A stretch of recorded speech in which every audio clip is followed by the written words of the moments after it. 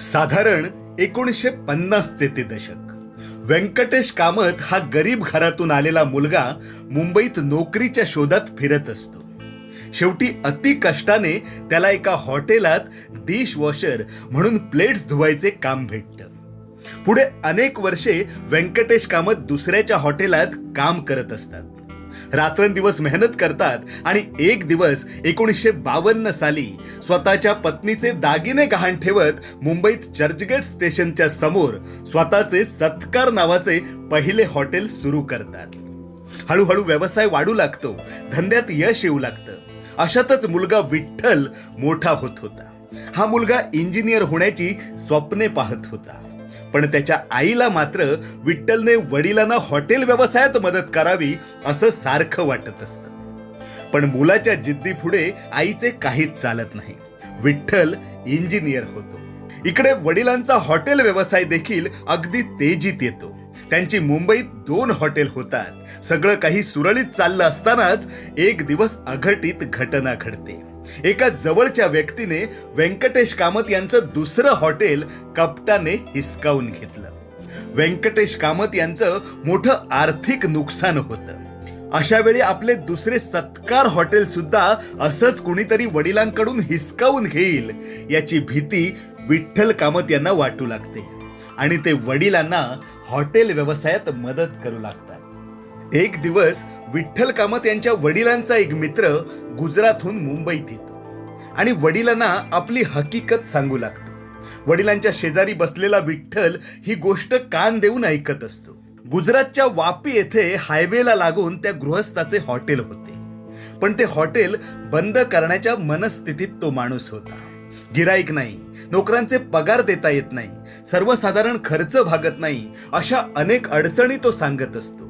पुढे तो व्यंकटेश कामतांना म्हणतो, कोणी हॉटेल चालवणारा असेल तर सांगा. इतक्यात विठ्ठल कामत वडिलांना म्हणतात, बाबा मी ते हॉटेल पाहून येऊ का? याआधी विठ्ठल यांना वापी कुठे आहे हे देखील माहीत नव्हते.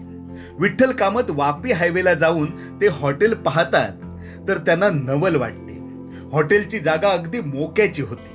कुठेतरी मॅनेजमेंटमध्ये गडबड आहे असे त्यांना जाणवते.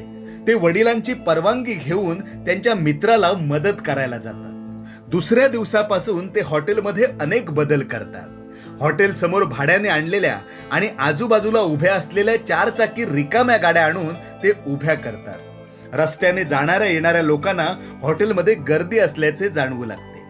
थोड्याच दिवसात नवीन परिणाम जाणवू लागतात. कस्टमर गाड्या थांबवून हॉटेलमध्ये येऊ लागतात. गाडी थांबली की 2 मुले धावत जाऊन गाडीची स्वच्छता करू लागतात. पुढची काच वगैरे साफ करत ड्रायव्हरला खाणे ऑफर करतात. कस्टमर आत आले की अजिबात गर्दी नाही. त्यांना पाहिजे तशी सर्व्हिस मिळू लागली आणि बघता बघता हॉटेल समोर गर्दी वाढत गेली. विठ्ठल यांनी वडिलांच्या मित्राचे हॉटेल पुन्हा सुरळीत करून मार्गी लावून त्यांना परत केले आणि ते मुंबईत आले.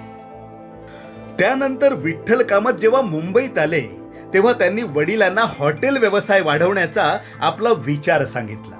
वडिलांनीही त्याच्या होला हो दिली. विठ्ठल कामत हॉटेल व्यवसायाच्या सखोल माहितीसाठी लंडनला गेले. तिथे त्यांनी एका रेस्टॉरंटमध्ये प्रति आठवडा 75 पाऊंड पगाराची नोकरी धरली. पुढे अनेक देशांचा प्रवास केला आणि हॉटेल व्यवसायाचे बारकावे शिकून घेतले. पुढे मायदेशी परतल्यावर त्यांना कळले की मुंबईतील सांताक्रूज विमानतळाला लागून असलेले प्लाझ्मा हे 4 स्टार हॉटेल विकले जात आहे. विठ्ठल यांना हे हॉटेल हवे होते, पण इतका पैसा आणायचा कुठून? पण त्यांनी जिद्द हरली नाही. बँकांचे उंबरठे झिजवले. ऑर्किड नावाचं हॉटेल उभारण्याचं स्वप्न पाहिलं. पण दुर्दैवाने ऑर्किड नावाचं स्वप्न पाहता पाहता बँकांच्या कर्जाचा बोजा वाढत गेला आणि तब्बल 282 करोड रुपयांचे कर्ज कामत यांच्या डोक्यावर आले. कुटुंबाची रात्रीची झोपच उडाली. ऑर्किड सोडा वडिलांचे सत्कार आणि इतर प्रॉपर्टीवर बँकेची जप्ती येण्याची वेळ आली. आता पुढे काय होईल या विचाराने त्यांची झोपच उडाली. पैशांची जोडणी कशी करता येईल असे विचार येत असताना विठ्ठल कामत यांना आत्महत्या हा एकच सुकर मार्ग दिसत होता. एक दिवस विठ्ठल कामत आपल्या मित्राच्या घरी बसले होते आणि त्यांनी आपला आत्महत्येचा विचार मित्राला बोलून दाखवला. मित्र त्यांची समजूत घालू लागला, पण विठ्ठल कामत ऐकण्याच्या मनस्थितीत नव्हते.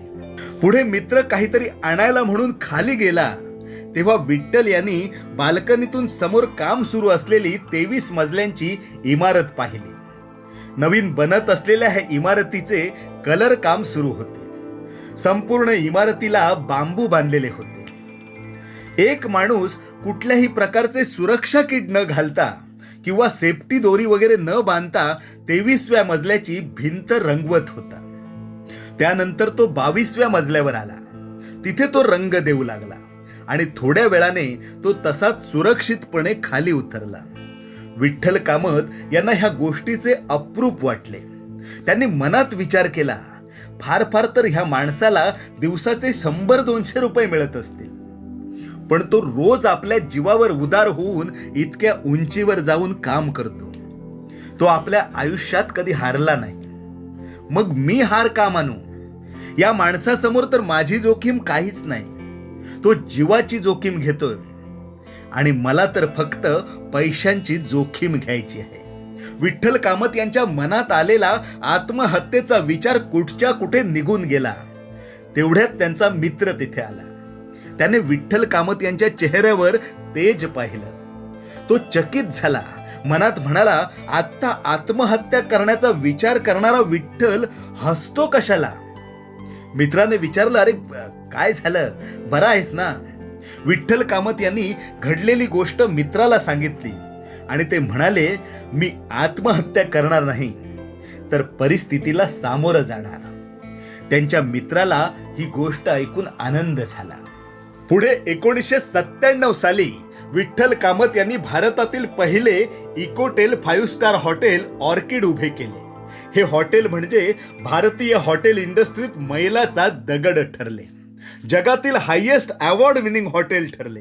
या हॉटेलला देश विदेशातील 375हून अधिक पुरस्कार मिळाले आणि मुंबईच्या तारांकित हॉटेल व्यावसायिकांपासून जगभरातील हॉटेल इंडस्ट्रीत एकच चर्चा रंगू लागली. एकच प्रश्न होता, हॉटेल व्यवसायाचा चेहरा मोहरा बदलणारा कोण? हा विठ्ठल व्यंकटेश कामत.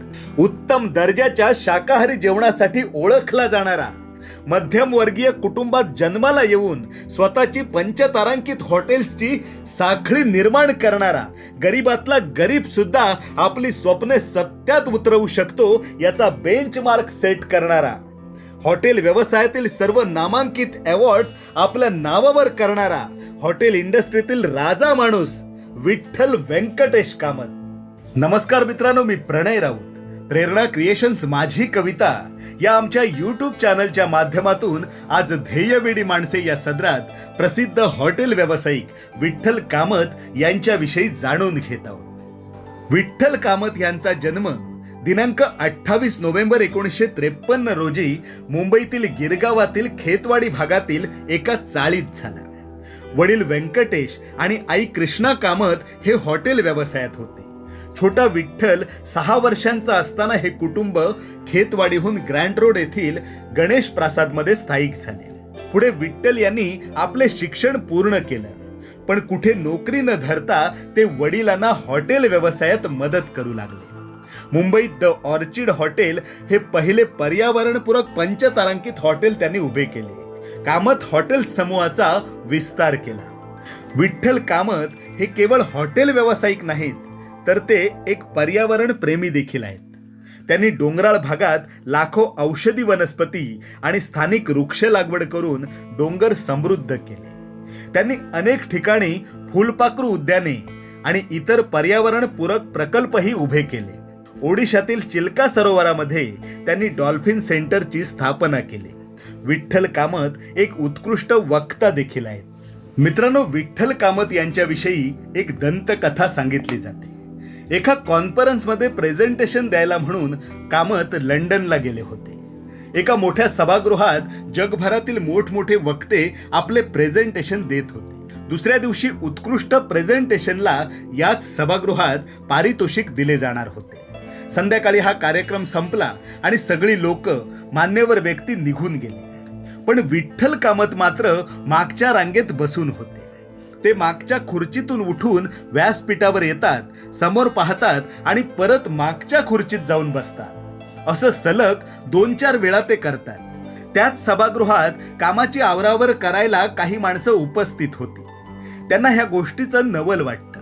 त्यातील एक जण न राहून विठ्ठल कामत यांना विचारतो, सर सॉरी, रागावू नका, पण मघापासून आम्ही बघतो आहोत तुम्ही मागच्या खुर्चीत बसता आणि परत चालत व्यासपीठावर येता.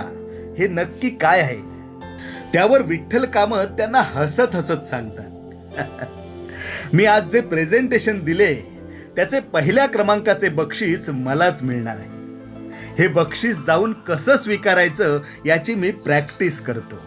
आणि दुसऱ्या दिवशी अगदी तसंच घडतं. विठ्ठल कामत यांच्या प्रेझेंटेशनला पहिला क्रमांक मिळतो. ते मागच्या खुर्चीतून उठतात, सगळ्या रांगा पार करत करत हळूहळू व्यासपीठावर येतात आणि पुरस्कार घेतात. इतका दांडगा आत्मविश्वास या व्यक्तीकडे होता. विठ्ठल कामत हे उत्तम लेखकही आहेत. त्यांची अनेक पुस्तके प्रकाशित झाली आहेत, जी त्यांची जीवनगाथा, उद्योजकतेचे धडे आणि अनुभव सांगतात. पत्नी विद्या कामत यांच्याशी विवाह करून त्यांनी सुखाचा संसार केला. सिद्धार्थ आणि विक्रम अशी 2 मुले त्यांना आहेत. कामत यांच्या मुलांनी त्यांची हॉटेल्स वेगळ्या उंचीवर नेऊन ठेवली. मित्रांनो, विठ्ठल कामत यांना जगभरातील 450 पेक्षा जास्त रेस्टॉरंटचे मालक म्हणून ओळखले जाते. त्यांना देश विदेशातील अनेक पुरस्कारांनी सन्मानित करण्यात आले.